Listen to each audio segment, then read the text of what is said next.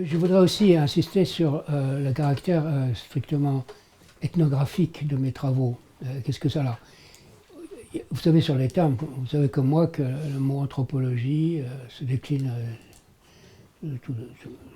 à tous les sens possibles, terme totalement galvaudé aujourd'hui. Un journaliste, n'importe quel journaliste peut se déclarer anthropologue. Parce qu'il a observé des choses et puis il a une prétention à dire des généralités sur l'humain. Donc voilà, c'est un anthropologue. À l'époque, on utilisait beaucoup plus le terme d'ethnologie. L'ethnologie, ça couvrait à la fois le travail de terrain et ensuite la synthèse qu'on faisait sur ce terrain. Mais ça restait extrêmement descriptif, pas analytique. Dans ma génération, moi et la plupart de mes collègues avons fait de l'ethnographie, c'est-à-dire de la description. C'était la description qui avait une valeur locale, c'est-à-dire je décrivais les Palawans et un autre décrivait les Malais de telle région ou telle population de Nouvelle-Guinée. Voilà. Et alors le comparatisme se résumait à peu de choses. On disait oui, bon, ben, les voisins sont un peu comme ci, comme ça, différents, semblables, etc. Lévi-Strauss, de nouveau, a imposé une distinction entre ethnographie, ethnologie et anthropologie. Donc l'ethnographe, c'était celui qui décrivait les réalités purement locales. L'ethnologue, c'est celui qui s'élevait à une synthèse sur plusieurs cultures, mais voisines, locales, régionales. Et puis l'anthropologue, celui qui comparait toutes les sociétés humaines. Alors évidemment, ceux qui comparaient toutes les sociétés humaines, il n'y en avait que quelques-uns qui avaient le droit de faire ça quand on arrivait, nous, avec notre ethnographie, qu'on se permettait de généraliser. Alors on se faisait renvoyer à la niche tout de suite. Hein. Donc c'était une hiérarchie, voilà. Il y avait l'hégémonie, il y avait les grands pontes, qui pouvaient faire des généralités, etc. Mais en plus, Lévi-Strauss, là aussi, nous a donné une mauvaise définition des choses. C'est comme je l'ai dit tout à l'heure, l'anthropologie n'est pas une synthèse régionale ou universelle, c'est d'abord une synthèse pluridisciplinaire. Et cette synthèse pluridisciplinaire, dans ces dernières décennies, a pris un tour tout à fait différent, puisque maintenant interviennent des sciences comme les neurosciences, comme la génétique de population, la paléoanthropologie, la primatologie, l'éthologie, et toutes ces disciplines permettent maintenant de beaucoup mieux comprendre l'homme. Bon, et je reviendrai. Quoi qu'il en soit, à l'époque, les singes, on n'en pensait rien, on pensait que c'était des animaux stupides, qui n'avaient pas d'organisation sociale, et on ne savait rien de tout ça. Donc le structuralisme est très limité de ce point de vue-là, c'est pour ça très périmé maintenant, dans son approche des phénomènes humains que Lévi-Strauss a cantonné à ce qu'il appelait l'univers de la règle. Et donc ce divorce complet entre la nature et la culture, non, on sait maintenant que ce n'est pas une approche correcte, ce n'est pas une approche juste. Bien sûr, l'homme fait partie du monde naturel. Et même dans son comportement social, il fait toujours partie du monde naturel. Bien, donc j'ai commencé à faire un tout petit peu donc, de comparatisme, d'une part avec les mythes, parce que les mythes permettent de regrouper certaines variantes et de montrer que des variantes situées à quelques centaines ou milliers de kilomètres de distance sont, sinon identiques, du moins analogues, ou ont des rapports de transformation logique. Donc là, il m'était relativement facile de comparer par exemple des groupes de mythes de Bornéo, du sud des Philippines, et de remonter jusque chez les Austronésiens de Taïwan. Voilà, il y avait clairement des motifs, au sens un peu folklorique du mot, des motifs semblables, mais aussi des structures tout à fait semblables. Donc là, on a une ère de diffusion de la mythologie, des structures mythiques, qui permet déjà d'envisager un comparatisme beaucoup plus large à l'échelon géographique. J'ai ensuite, alors quand je suis rentré en France en 84, on avait repris une petite équipe qui était issue de l'éclatement de ce centre sur l'Asie du Sud-Est dirigé par Condominas, qui avait éclaté à ce moment-là. Et j'avais pris la direction d'une petite équipe qui était un morceau de ce grand centre. Et avec mes collègues, on avait écrit un petit bouquin, alors vraiment qui avait été publié par nos soins, c'est-à-dire avec plein de fautes, et qui s'appelait Les sociétés à maison, parce qu'on avait repris la question donc des sociétés à maison, qui est un concept de Lévi-Strauss, qui justement essayait de faire la paix avec la notion de société cognatique, enfin de parenté cognatique, qui ne rentrait absolument pas dans ces schémas. Voilà.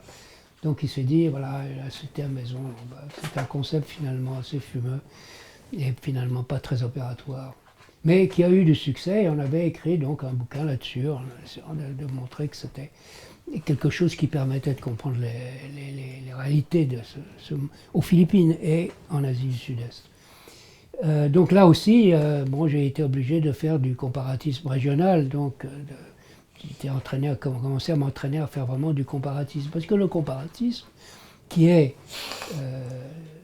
c'est le fameux mot de Evans Pritchard, n'est-ce pas, c'est la méthode de l'anthropologie, mais on ne sait pas en quoi elle consiste. Voilà, disait-il, cette boutade fameuse. C'est la méthode, mais c'est quoi cette méthode en fait? Et en fait, le comparatisme, on n'est pas étudié ou pratiqué systématiquement par beaucoup d'ethnologues.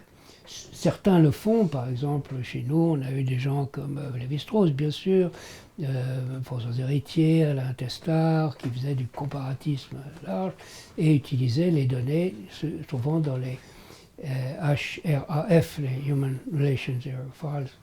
Et évidemment, certains le faisaient, mais la plupart d'entre nous ne faisions que de l'ethnographie, et puis après on restait dans l'étude d'air culturel, d'air régional. C'est ce que je continuais à faire, n'est-ce pas? Donc je restais tout de même à l'intérieur d'une aire culturelle, d'une aire régionale.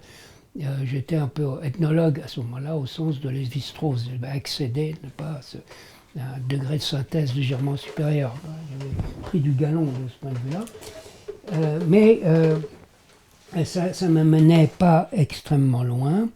Ce sont en fait deux autres sujets d'études qui m'ont propulsé vers une véritable pensée critique et comparative en anthropologie. C'est d'une part l'étude du suicide, mais aussi et peut-être surtout l'étude des noms personnels, dont j'aimerais vous parler tout à l'heure. Donc ça, c'est un peu la progression, vous voyez, de l'ethnographie à l'anthropologie, sauf que je pense que, encore une fois, l'anthropologie n'est pas simplement la synthèse de données ethnologiques ou ethnographiques, c'est une synthèse pluridisciplinaire, multidisciplinaire, et qui ne s'appuie plus sur les disciplines de l'époque, sauf qu'à l'époque, l'anthropologie physique était tout de même très importante. On nous l'enseignait on nous l'enseignait dans le certificat d'ethnologie. Bon. Donc j'ai fait, alors, bon, dans ma carrière, si vous voulez, j'ai tout de même fait beaucoup de choses. Alors, j'ai été recruté en tant que chercheur au CNRS en 1974, voilà, 74, et je vais toute ma carrière au CNRS. Donc pour les gens qui ne connaissent pas bien les structures la recherche et l'enseignement en France, il faut savoir que la France est un des seuls pays au monde, il y en a un ou deux, je crois la Russie et l'autre, c'est qu'il y a une carrière pour la recherche et une carrière pour l'enseignement. Alors évidemment, les enseignants font aussi de la recherche, donc c'est des enseignants-chercheurs, mais ils sont à l'université et ils doivent faire des cours, ils doivent corriger des copies, ils doivent faire passer des examens, etc. Tandis que nous, au CNRS, on était obligés à rien de tout cela, on n'était pas du tout forcés de faire de l'enseignement. Et ça, c'est une des gros soucis de cette structure académique française, c'est de séparer la recherche de l'enseignement, car l'enseignement est absolument, dans mon expérience personnelle, essentiel à la recherche. Essentiel à la recherche. En fait, les gros progrès que j'ai faits sur le plan de la théorie, même sur le plan de la compréhension des phénomènes régionaux, en Asie du Sud-Est et ailleurs, ces progrès ont été dus à l'enseignement que j'ai fait. J'ai dû lire des choses qui m'obligeaient à m'intéresser à autre chose qu'au Palawan, aux Philippines ou même à l'Asie du Sud-Est. Donc ça, c'est totalement... Et quand, bon, après, il y a eu... j'ai créé ici à Aix-en-Provence un centre de recherche, un nouveau centre de recherche, et j'avais essayé de persuader mes collègues d'enseigner, et ils l'ont fait un peu à contre-cœur ou pas du tout, parce qu'ils disaient, bah, moi je suis un chercheur, je ne suis pas un enseignant. Je trouve que ça, c'était totalement ridicule. Pas simplement parce qu'on ne restitue pas le savoir qu'on a acquis, mais aussi parce qu'on s'empêche d'apprendre, de connaître mieux et plus. Voilà, c'est tout simple.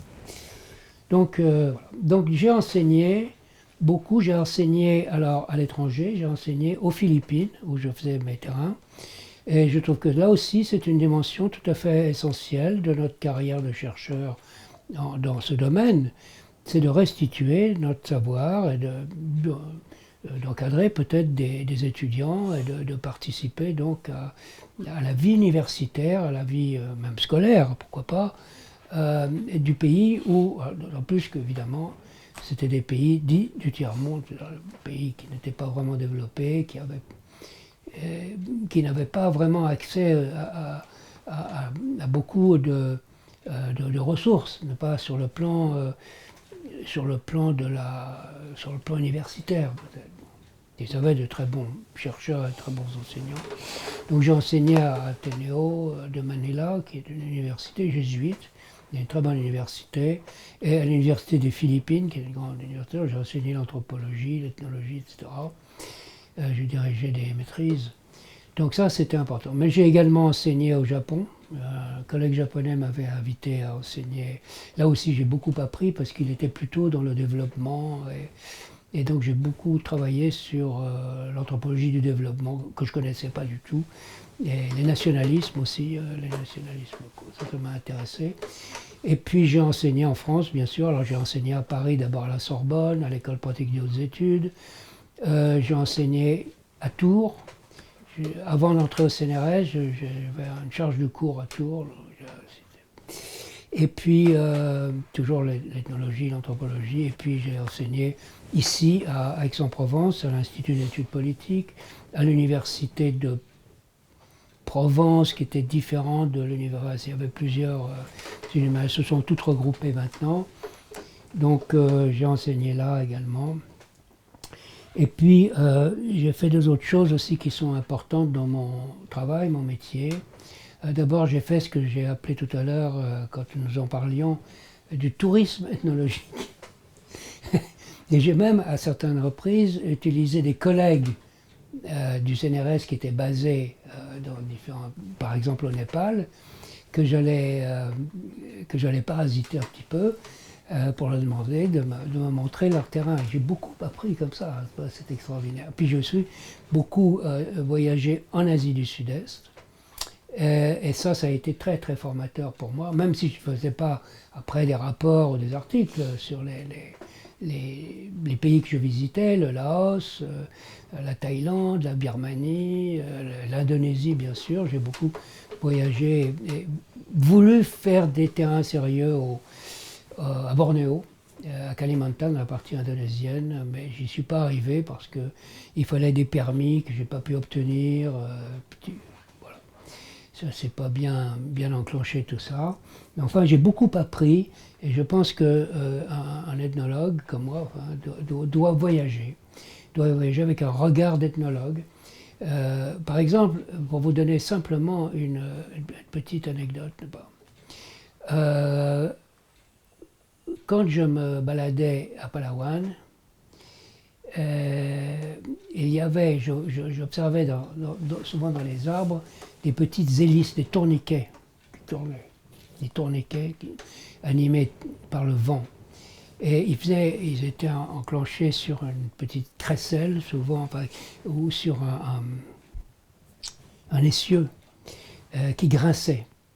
Donc c'était des jouets sonores, et c'était des jouets sonores qui étaient destinés à appeler le vent à l'époque des brûlis. Parce qu'au moment des brûlis, il faut du vent, il faut que la végétation qui a été coupée sèche et qu'ensuite elle s'enflamme et brûle rapidement, et complètement. Donc on a besoin du vent. Et quand j'ai été tout à fait dans le sud, dans cette région de Kulbi dont je parlerai plus tard, je me baladais là dans la forêt, tout à coup on entendait des vrombissements incroyables, et on levait les yeux et il y avait des espèces d'énormes hélices d'avions en bois qui tournaient dans les arbres. Donc là ils faisaient des tourniquets mais géants, complètement fous. Et cette histoire de tourniquet Et quand j'ai baladé et à Bali et dans le Vietnam, j'ai retrouvé des tourniquets. Alors les Raglai faisaient des tourniquets très élaborés avec des crécelles, qui aussi mis dans les arbres dans la forêt. Et à Bali, vous avez également des tourniquets dans les champs. Donc voilà, le tourniquet, c'est un objet, ça ferait plaisir aux vieux diffusionnistes de l'époque, diffuser. C'est cette technique qui consiste à faire tourner un hélice au sommet des arbres. Se retrouve partout en Asie du Sud-Est, continentale comme insulaire. Ça, c'est tout de même très intéressant comme observation. Et si je n'avais pas voyagé, si je n'avais pas été à Bali ou au Vietnam, je n'aurais pas vu. Voilà. Donc, c'était un exemple. Donc, il faut voyager, il faut connaître un petit peu, voir comment les choses...